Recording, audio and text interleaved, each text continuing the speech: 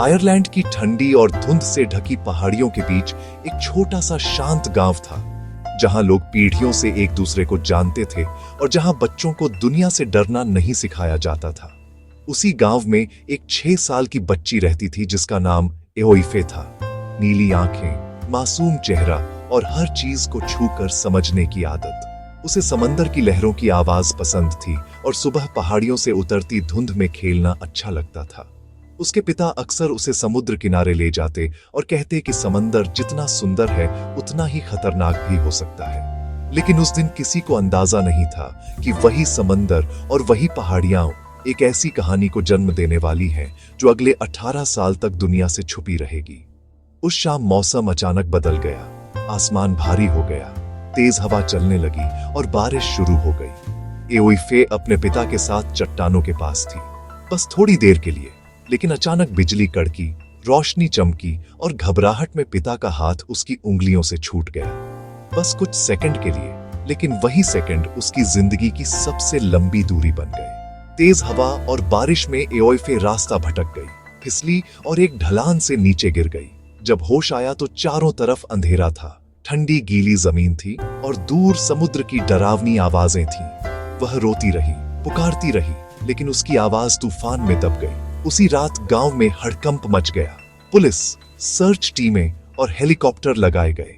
पहाड़ियों से लेकर समंदर तक खोज हुई, लेकिन 7 दिन बाद उसे मरा हुआ घोषित कर दिया गया। गांव ने शोक मना लिया और दुनिया के लिए एओइफे की कहानी वहीं खत्म हो गई। लेकिन सच्चाई यह थी कि वह मरी नहीं थी। जिस ढलान से वह गिरी थी, उसके नीचे एक पुरानी पत्थर की गुफा थी और उसी गुफा में मीठे पानी की एक पतली धारा बहती थी। वही गुफा उसकी कब्र नहीं बल्कि उसका घर बन गई। पहले कई दिन वह सिर्फ रोती रही, भूख और ठंड से कांपती रही, लेकिन किसी तरह जिंदा रही।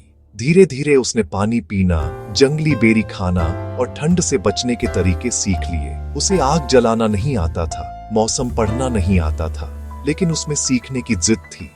वह बीमार पड़ी, गिरी, चोटिल हुई, लेकिन हर सुबह उठी। समय बीतता गया, दिन महीनों में बदले और महीने सालों में। उसका शरीर मजबूत होता गया, डर बदल गया। अब उसे अंधेरे से कम और गलती से ज्यादा डर लगता था।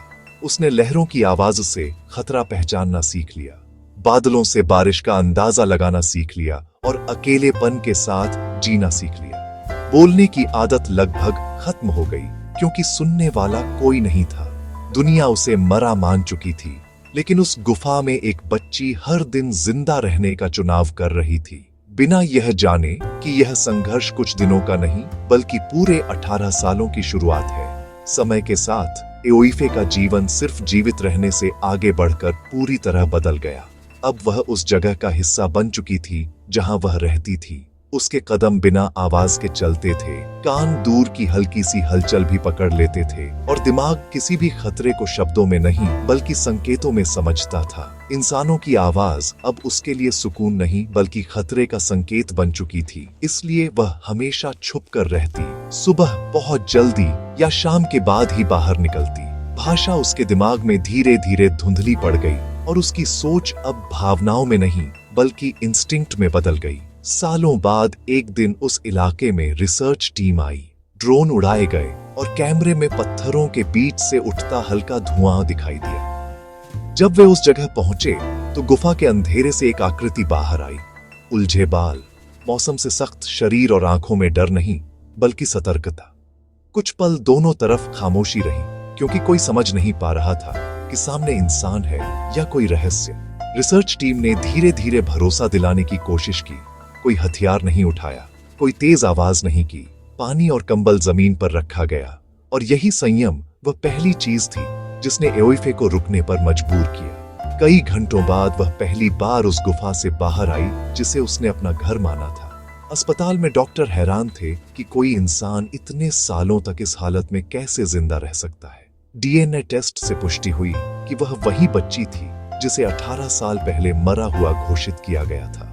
मीडिया ने उसे चमत्कार कहा, जंगल की लड़की कहा, लेकिन उसके लिए यह सब शोर था। असली लड़ाई अब शुरू हुई थी।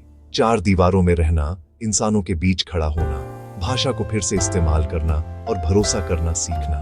कई रातें ऐसी थीं जब वह खुले आसमान की जगह बंद कमरे में घुटन महसूस करती थी। लेकिन धीरे धीरे उसने यह भी समझ लिया कि इंसान दो दुनियाओं के बीच जी सकता है।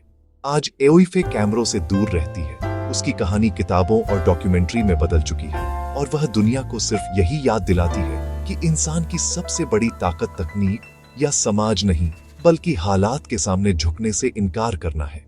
क्योंकि कभी कभी जिंदा रहना ही सबसे बड़ा विद्रोह होता है।